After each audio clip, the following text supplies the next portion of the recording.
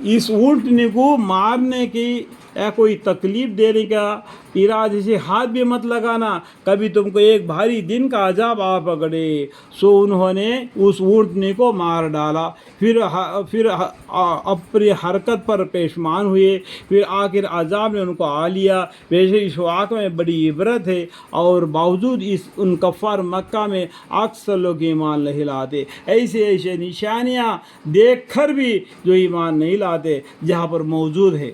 اور بے شک آپ کا رب بڑا زبردست اور بہت مہربان ہے، کیا باوجود قدرت کے مہلت دیتا ہے، پھر اتنا ہونے کے بعد بھی اللہ تعالیٰ مہلت دیتا ہے، کیونکہ قیامت تک کا لیے مقرر مہلت دے دیا۔ اللہ تعالیٰ نے پہلے ہی لکھ چکا ہے کہ میں قیامتی کے دن ان سب کا فیصلہ کر دوں گا، لیکن اللہ کے عذاب سے اللہ کی رحمت بڑھ کر رہے گی۔ یہ اللہ تعالیٰ نے پہلے لوح محفوظ میں لکھ دیا، اللہ کی رحمت بڑھ کر ہوگی اللہ کے عذاب سے۔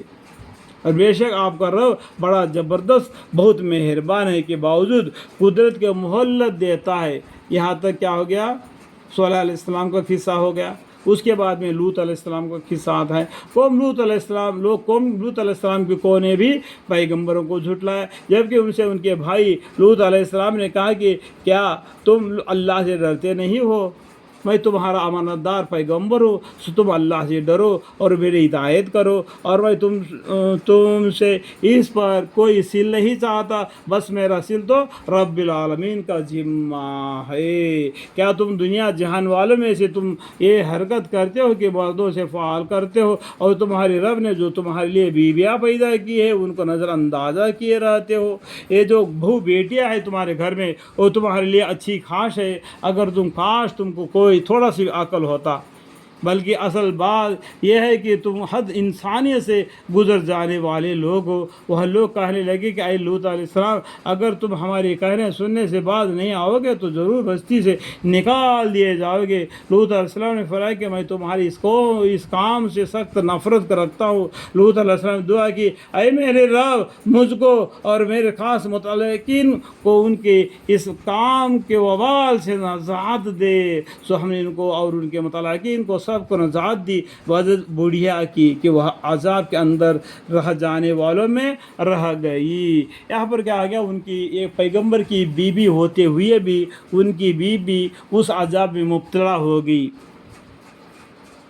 جیسا کہ نوح علیہ السلام کی بیوی ایک پیغمبر کے نکاح میں ہوتے ہوئے بھی وہ عذاب میں مبتلا ہو گئی۔ یہ دونوں بیویاں یہ پیغمبر کے نکاح میں ہونے کے باوجود بھی اللہ کے غصے میں آ گئے۔ اللہ تعالیٰ نے مسلمانوں کو تسلی کے لیے حضرت مریم علیہ السلام کا قصہ بیان فرما دیا۔ قرآن میں حضرت مریم علیہ السلام کا سورہ ہے، اور 27 یا 28 پارے میں بھی بتلایا۔ اس کے بعد میں حضرت فرعون کی بیوی حضرت عائشہ رضی اللہ تعالیٰ کے بارے میں مسلمانوں کو تسلی دی۔ ان دو عورتوں نے مسلمانوں کو عزت بڑھا دیا، وہ کافروں کے میں رہتے ہوئے بھی اسلام کو اپنا دل میں دبا کے رکھ دیا۔ جب وہ ظاہر ہونے کے بعد فرعون نے ان کو عذاب دینے لگا تو اس ٹائم پر انہوں نے دعا مانگی، ربی عندک بیتا فی الجنۃ ونجنی من فرعون وعملہ ونجنی من القوم الظالمین۔ حضرت مریم علیہ السلام نے تو اللہ کے حکام کے ساتھ اپنی زندگی بشر کیا۔ اس کو آپ نے قصص الانبیاء پڑھنے سے آپ کو اچھی طریقے سے اس کے بارے میں معلوم پڑ جائے گا۔ یعنی یہ دیکھو، اسلام کے اندر بھی جتنے بھی داخل ہو گئے نا جو مسلمان ہیں، وہ سب ایک اسٹوڈنٹ ہے۔ یہ دریا جیسا، سمندر جیسا پانی علم ہے، جو کوا چونچ میں پانی پکڑ لیتا ہے، اتنا سا علم انسان کو دیا گیا ہے۔ تو کتنا بھی علم سیکھو، بوڑھا ہونے تک علم سیکھو، اور بھی علم باقی رہ جائے گا۔ اس لیے ہر مسلمان کو ضروری ہے کہ علم کو سیکھے اور عمل کو کرے، اور اللہ کی رحمت کو ڈھونڈے۔ اللہ کی رحمت سے جنت ملے گی۔ پھر ہم نے اور سب کو ہلاک کر دیا، اور ہم نے ان پر ایک خاص قسم کا یعنی پتھروں کا مین برسایا۔ پتھروں کا مین کا معنی کیا ہے؟ بارش۔